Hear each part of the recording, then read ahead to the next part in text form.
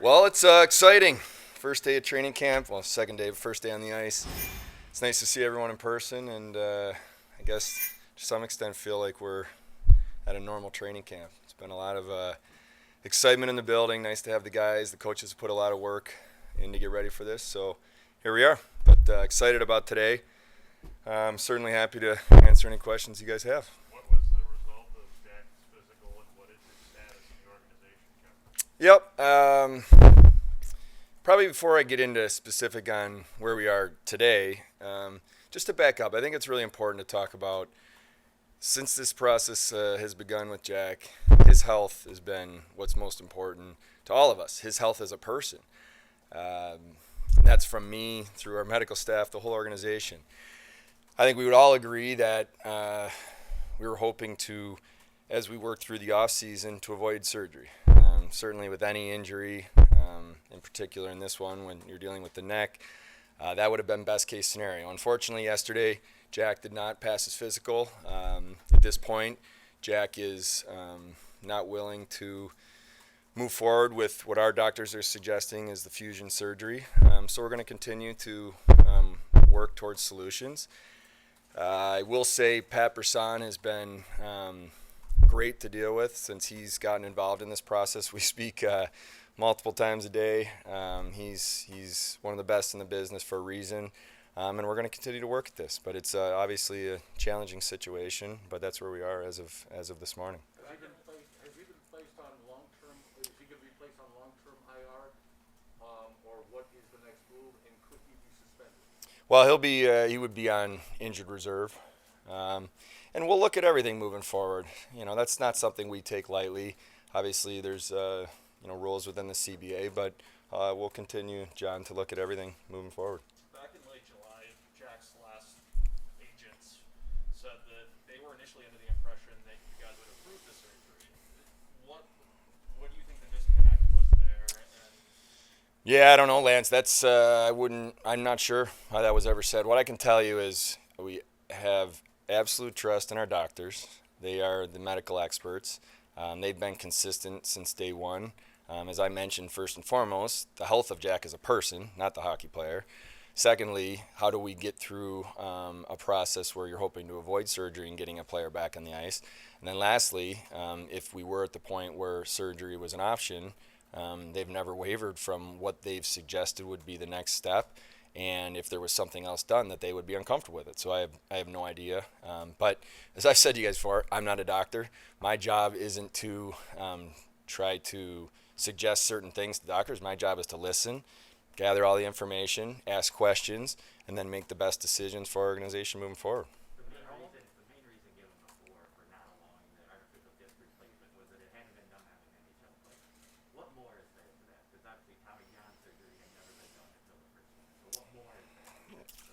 Yeah, John, I think doctors are doctors for a reason, and I'm not one, but they're the experts. So I've learned a lot over the last number of months about different things and possibilities, and but it's tough for me to answer specifics on types of surgeries. I just listen to our doctors and experts, and I do ask a lot of questions, and I try to understand.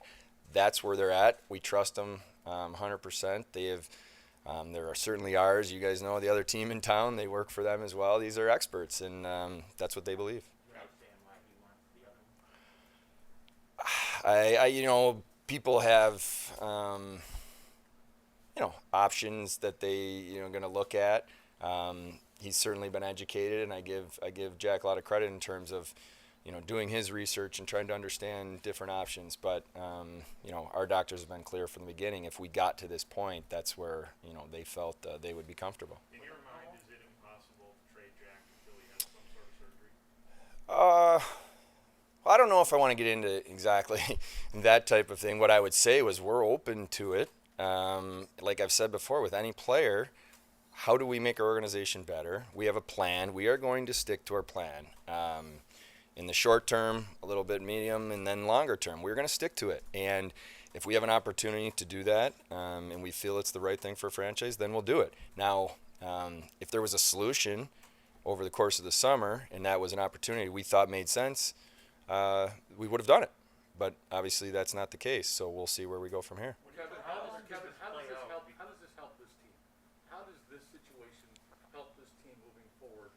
is there's no foreseeable way to have this, no foreseeable resolution on the horizon. How does this help this team?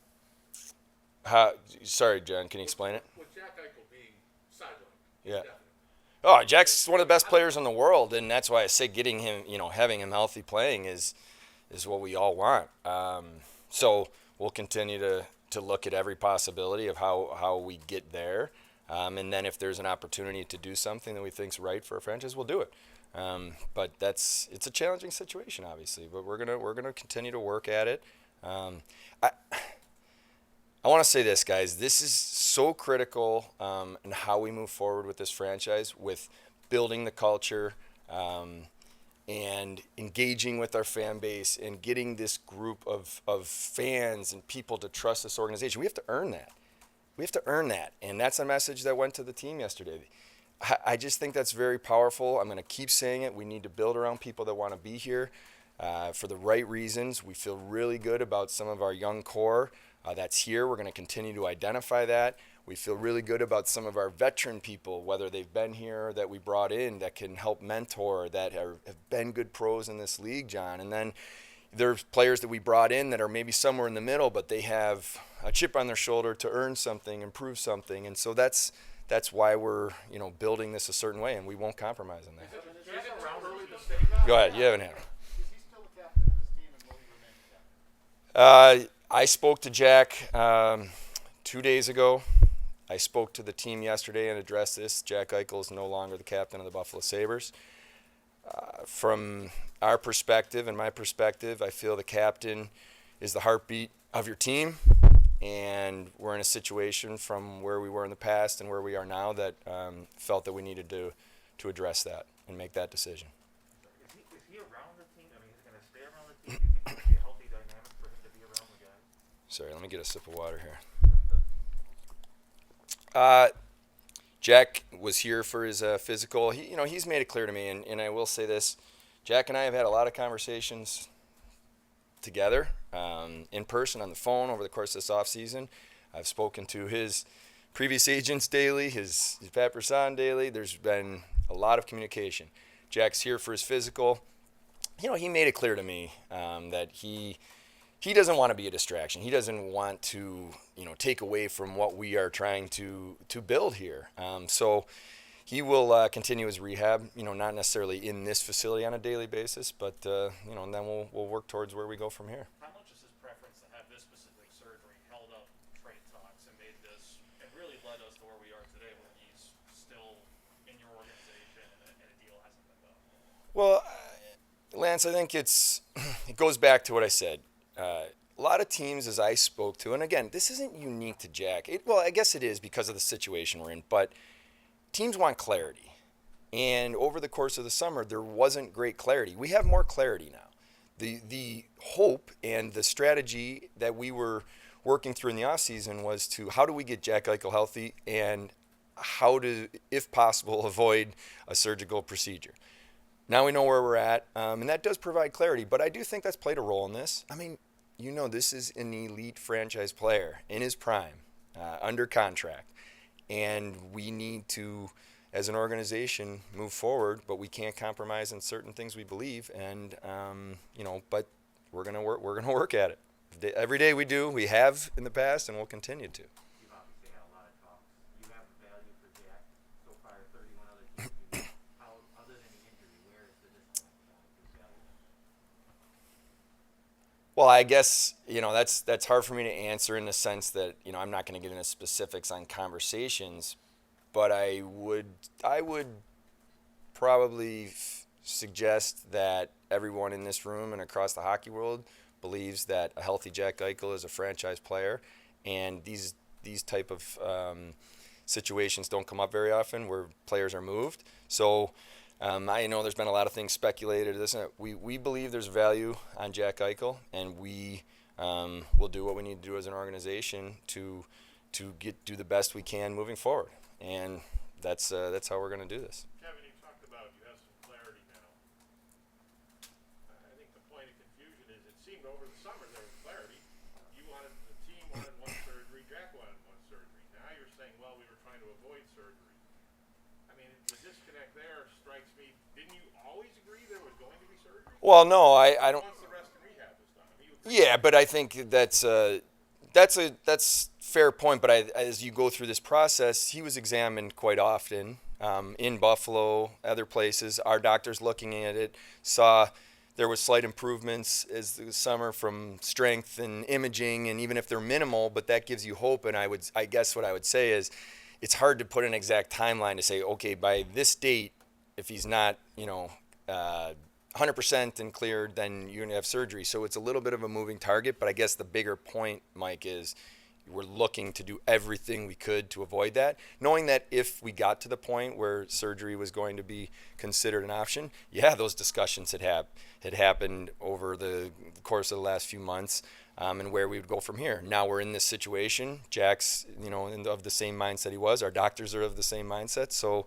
that's where we're at right now, and we're just going to have to continue to work at what the solution is moving forward. But, I mean, we've been in this since May when Jack initially told us it was disconnect. You went through the draft, you went through free agency, Jack changed agents. I mean, it's September 23rd. What changes on October 23rd or November 23rd? I guess what I'm asking is, how do you break the stalemate here and not let it go 6 months, a year? I mean, he's got 5 years left. You guys could conceivably just let him sit around and do nothing. Well, I guess if there was an easy solution, we would have acted on it. So we're going to have to continue to look at this on a daily basis. As of now, we are in a situation where we have a player that is resistant to what our experts are saying, and we are going to continue to trust what our doctors tell us, which is in the best interest of Jack as a human being and as a hockey player. I don't think it's probably smart for me to start to speculate on down the road in the future of what could or couldn't happen, but we are adamant that we're going to stay on top of this, do what's best for the franchise, and whether that means today or that means it takes time. I don't want to put a timeline on it because then it's out there, but I'm not sure when it's going to be, but we'll continue to work at it. And certainly the CBA is in the team's favor. But how much concern do you have about the optics of the situation in the eyes of other players, other GMs, and especially given what Robin Leonard said about previous medical staff people here over the summer? I am really, really, how do I say this the right way? I wake up every day thinking about how do we get better today? How do we move this franchise forward? How do we make our fans proud? How do we earn the respect from you guys, from our fans, from the league? I don't live in the past. I think you can learn from the past, but I'm not interested in living in the past. So for me, that's not helpful. But what we will do is we will do things the right way. We will stick to our plan, and we're not going to cave or back down because of pressure or because people are saying you have to do this. We're going to do what we believe is right, and my job is to take all the information and do what we believe is right for this franchise, and that's what we're going to do. Kevin, is it possible that Jack has played his final game in Buffalo? Yeah, for me, that's just a question that's not going to get into, predicting the future. What I can say is when it's the right time that we have a solution, we're going to make the right decision. You look back on the summer, and Sam Reinhart gets moved, the Ristolainen gets moved, but kind of looking with Jack, the longer this drags out, do you feel like this kind of throws a wrench into you were talking about your plans, like what you're trying to build here? This is fluid. This is in this job, you have a plan. And we need to draft well. We need to develop our players. We need to retain our own players. We need to build around people that want to be here. It is so important when I look in guys' eyes in the locker room, I know they want to be a Buffalo Sabre. They want to put that jersey on. When you have that as your plan, you stick to it. You can't get caught up in next week or tomorrow or a month because that's not how it works. When things come together, it's the right time, you make the right decision. And there's certain pressure points. That's why trades happen at certain times more than others, or a player gets signed at a certain time. That's natural in this job. But when you're talking about this level and how we're putting something together, we're sticking to it. What gives you confidence this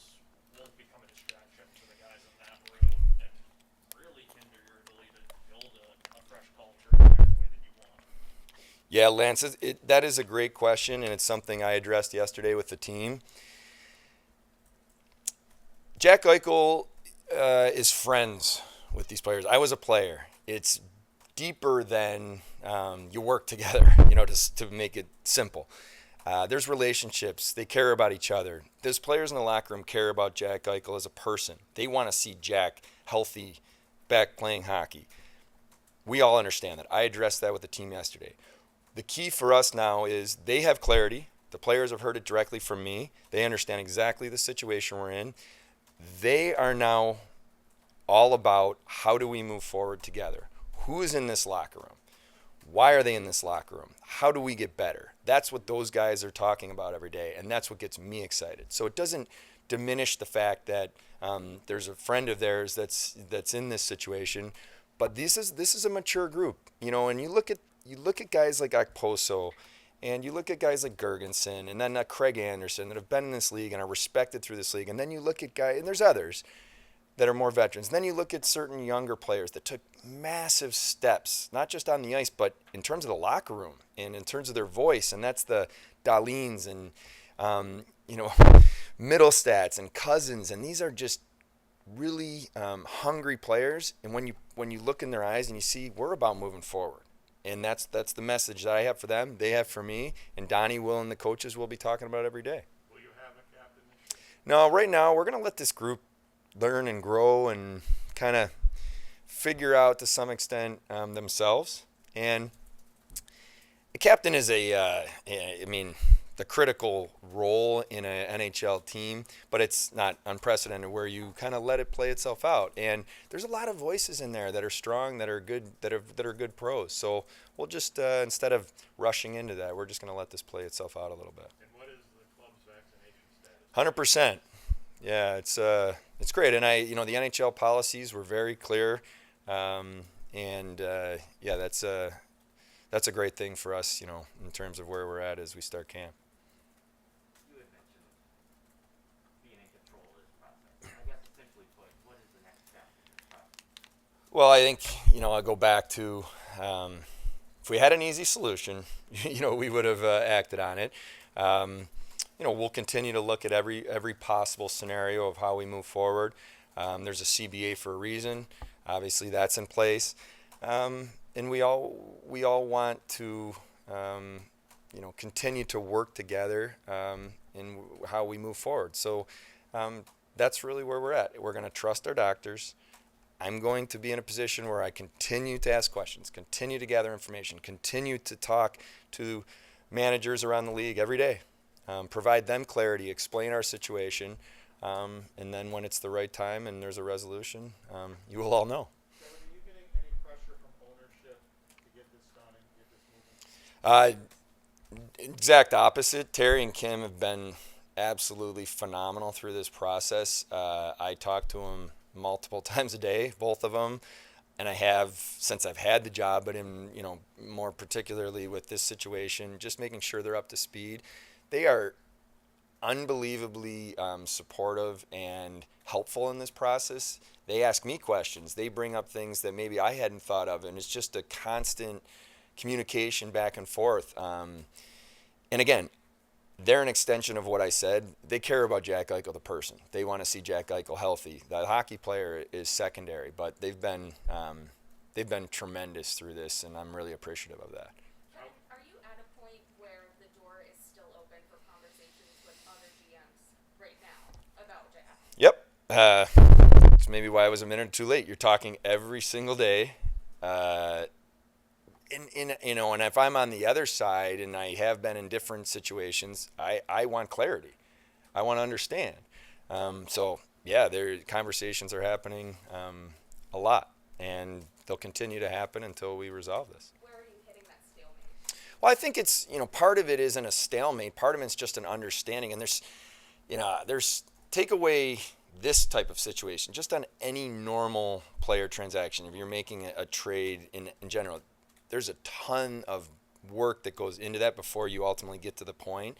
So in this situation, when you're having conversations, there's a lot of moving parts, and there's, as you guys know, this is unique. You have a a player at this age that is a franchise level player, but that has this, uncertainty around where he's at health wise. So part of it's the clarity, and then part of it is them understanding, okay, what are we looking to do, and then how do we go from there? What was your reaction when he said that Houston surgery was not something he could do? Well, I think, any player through any type of situation has the ability to, look at options and, make decisions.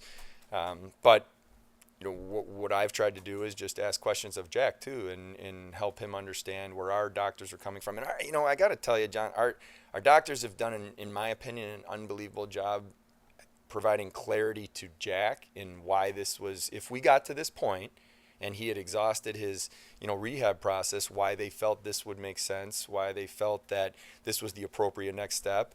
And Jack asked questions back, and that's now where we're at. But I do think there's been great communication, just maybe a difference of opinion. I know you're not a doctor, but can this degenerate more if he doesn't have either surgery? If he sits around for another year, can this degenerate? Sorry, can it what? Degenerate. Like, can it get even worse? Oh, no, I guess that's more for the doctor, but I think any what I've learned through this process is time is always good. When you're talking about this type of injury, more time generally leads to better result.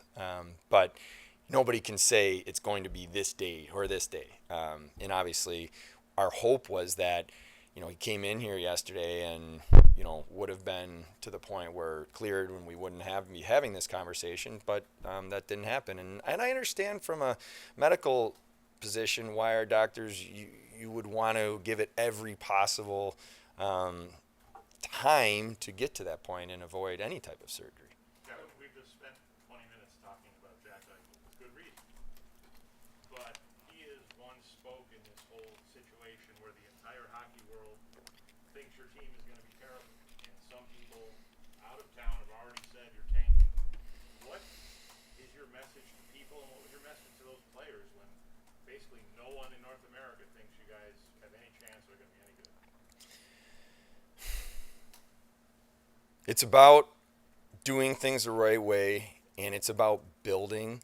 And it would be easy for me to stand here, Mike, and get upset at that type of question or statement that you said. But I think the better answer to that is we need to earn it.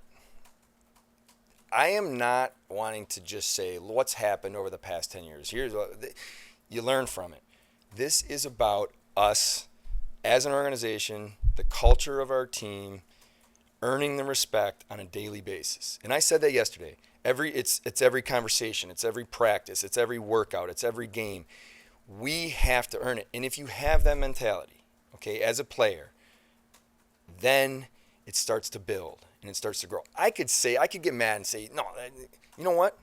Okay, we have to earn it. And when we do, then everything will take care of itself. And I am so excited about when I look in some of these young guys' eyes, and I know they have a connectivity to the family in the 300 level that is doing everything they can to provide for their family and still come and cheer our team on. That's the connection that we need as an organization. We can't forget about what's most important, and it's that this is something special in a town that cares, that wants to see hard work, that wants to see people own it. If you're not good enough, own it. And I said that to the players. You know what? If you were not good on the ice, then just say, I got to be better. Don't make excuses. I don't want an organization where we make excuses. And so that's, I guess, the answer to that, Mike. But you know what? We have a plan in place. We are going to stick to this plan.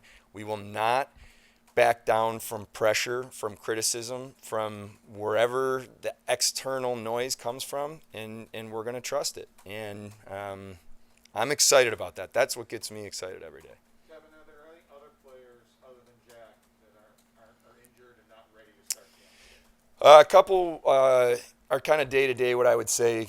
Jack Quinn is not injured. We're just being careful as he came back from his surgery in the off season, so he won't skate today, and hopefully he's doing his skating on the side, and then hopefully he'll be skating tomorrow with the team and moving forward. Brandon Byros day to day. Samuelson, what I would say week to week. He looked tremendous to me in rookie camp, and he blocked a shot there, and so he's a little more than day to day, but. Yeah, those are the three right now, and then there's a couple, like, as you know, Rusek that you guys know from rookie camp. But overall, healthy, and Rasmus Dahlin will not be on the ice today because of just testing NHL protocols. He came in, tested, but the way the rules work, he has to get through today and then be on the ice tomorrow. Was he in Sweden when you got that done, or was he here? Florida, working out, skating there, so shorter flight.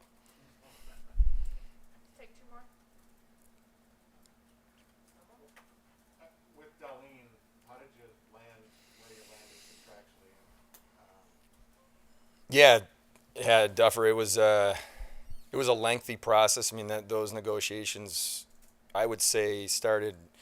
The months are off because of the way the schedule was, but fairly early in the off season, and went obviously until midnight when we finally agreed. Whatever day the days were running together, but.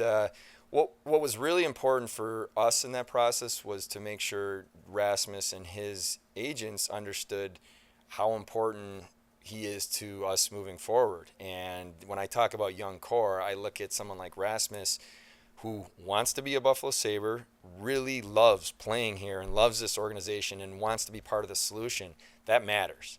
Now you look at how do we get there and what's the right term, and all that stuff comes into play. But I'm excited. This is a great signing for him to come in and now have the ability to continue to grow, continue to get better. As talented as Rasmus is, and I mean, say that about all our guys, doesn't matter what age, but when you're that age and you've already had that much experience, but you're still that young, this is an amazing opportunity for him to take the next step in his career. Did he want the bridge deal to kind of prove to you guys that he can maybe earn that 8-year deal? Is that something he wanted? Yeah, I think we were open to anything, and so were they. And as we went through negotiations, we did talk about longer term. We talked about how would that work and what makes the most sense for him, what makes the most sense for us as a franchise.